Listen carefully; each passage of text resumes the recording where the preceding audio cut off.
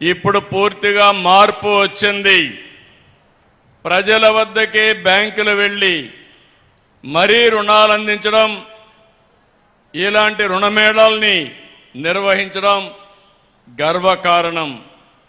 ఈరోజు పల్నాడు జిల్లాలో 1,04,000 మందికి 3,312 కోట్ల రూపాయలు కేంద్ర మంత్రి నిర్మలా సీతారామన్ గారి సమక్షంలో ఈరోజు ఇస్తున్నామంటే చాలా ఆనందం కలుగుతా ఉంది. ఒక్కొక్క కుటుంబానికి 5 మందిని లెక్క పెట్టుకుంటే పల్నాడు జిల్లాలో 5 లక్షల మందికి సహాయం చేసే ఏకైక కార్యక్రమం ఈరోజు బ్యాంకు రుణాలని మరొక్కసారి మీ అందరికీ విజ్ఞప్తి చేస్తున్నాను. ఒకటి కాదు, వ్యవసాయ రంగం 84,893 మందికి 2,363 కోట్ల రూపాయలు రుణాలు. ఎంఎస్ఎంఈ రంగం 4,449 యూనిట్లకి 335 కోట్లు.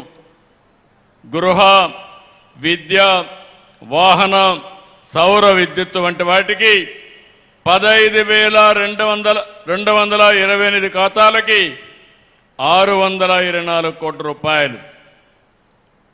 వీటిలో వివిధ పథకాల కింద ఈరోజు 2,500 కోట్ల రూపాయలు లబ్ధిదారులకు ఇస్తున్నారు.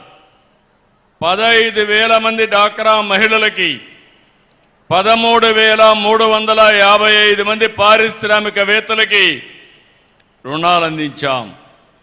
పిఎం సూర్య గారి కింద 8,574 కుటుంబాలకి 98 కోట్ల రూఫ్ టాప్ సోలార్ ఏర్పాటుకు సహాయం చేశాం. ఈరోజు బ్యాంకులు కేవలం రుణాలు ఇచ్చే సంస్థలు మాత్రమే కాదు, రాష్ట్ర అభివృద్ధిలో భాగస్వాములు. ఈరోజు మీరు ఇచ్చిన రుణం ఒక రైతు భవిష్యత్తు మార్చడానికి, ఒక యువకుడి ఆశయానికి, ఒక మహిళ సాధికారతకు, ఒక పారిశ్రామికవేత్త కలలకు పెట్టుబడిగా నిలుస్తుంది, జీవితాలను మారుస్తుంది. ఒకప్పుడు మైక్రో ఫైనాన్స్ అని ప్రైవేటు వడ్డీ వ్యాపారస్తులని వారిపైన ఎక్కువ ఆధారపడేవాళ్ళం. అధిక వడ్డీ, వడ్డీకి వడ్డీ, చక్ర వడ్డీ, ఈ విధంగా చాలా ఇబ్బందులు పడ్డాం. ప్రభుత్వాలకు కూడా పెద్ద సవాలుగా మారే పరిస్థితి వచ్చింది. ఈరోజు బ్యాంకులు చొరవ చూపిస్తున్నాయి. ఇలాంటి క్రెడిట్ అవుట్ రీచ్ ద్వారా మైక్రో ఫైనాన్స్కి కానీ ప్రైవేట్ లెండింగ్ కానీ పూర్తిగా అడ్డుకట్టబడుతుంది.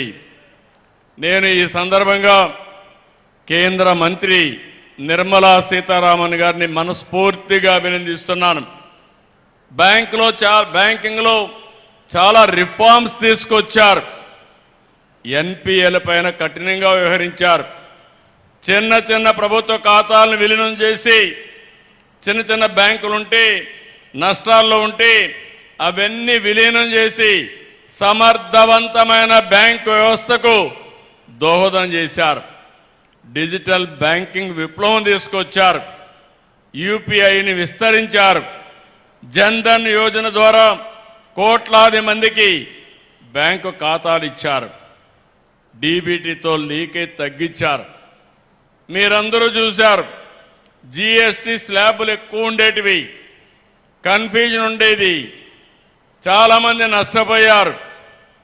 వారు చేసిన సింప్లిఫికేషనే కాకుండా రైతులకు పేదవాళ్లకు న్యాయం జరిగేట్టుగా జీఎస్టీ స్లాబులు మార్చారు. దీనివల్ల ఆదాయం పెరిగింది, ప్రజలకు మేలు జరిగింది. ఇలాంటి రెవల్యూషనరీ రిఫార్మ్స్ని తీసుకొచ్చిన వ్యక్తి మన మంత్రి నిర్మలా సీతారామన్ గారు అని చెప్పి నేను మీకు తెలియజేస్తున్నా. నేను చాలామంది ఫైనాన్స్ మినిస్టర్లు చూశాను, కానీ ఈరోజు ఒక క్రియేటివ్గా చాలా సమర్థవంతంగా ఈరోజు నిర్మలా సీతారామన్ గారు వ్యవహరిస్తున్నారు. ఈరోజు ప్రధానమంత్రి గారు దేశాన్ని వికసిత్ భారత్గా 2047కి అభివృద్ధి చెందిన దేశంగా తయారు చేయాలంటే దానికి అనుగుణంగా అనేకమైనటువంటి రిఫార్మ్స్ తీసుకొచ్చిన వ్యక్తి నిర్మలా సీతారామన్ గారు అని చెప్పి నేను మీకు తెలియజేస్తున్నా. మనస్ఫూర్తిగా ఈరోజు వారిని అభినందిస్తున్నాను. నేను ఒక మాట అడిగాను, ఈ మీటింగ్కి వెల్కమ్ చేస్తూనే రాబోయే రోజుల్లో 6 జిల్లాల్లో మీటింగ్లు పెట్టాలని వారిని అడిగితే ఇమ్మీడియట్గా యాక్సెప్ట్ చేశారు.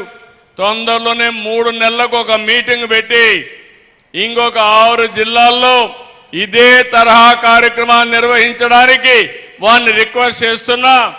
వారు వస్తారని చెప్పి కూడా ఆశిస్తున్నా. 2 ఏళ్లకు మునుపు అంతా చీకటి, విధ్వంసం.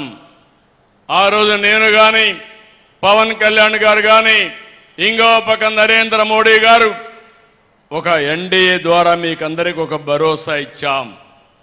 రాష్ట్రాన్ని మళ్ళీ పూర్వ వైభవం తీసుకొస్తామని చెప్పాం. చెప్పిన మాట ప్రకారం ముందుకు పోతే నేను 4వసారి ముఖ్యమంత్రి గాని ఎప్పుడూ చూడనటువంటి ఆర్థిక సంక్షోభాన్ని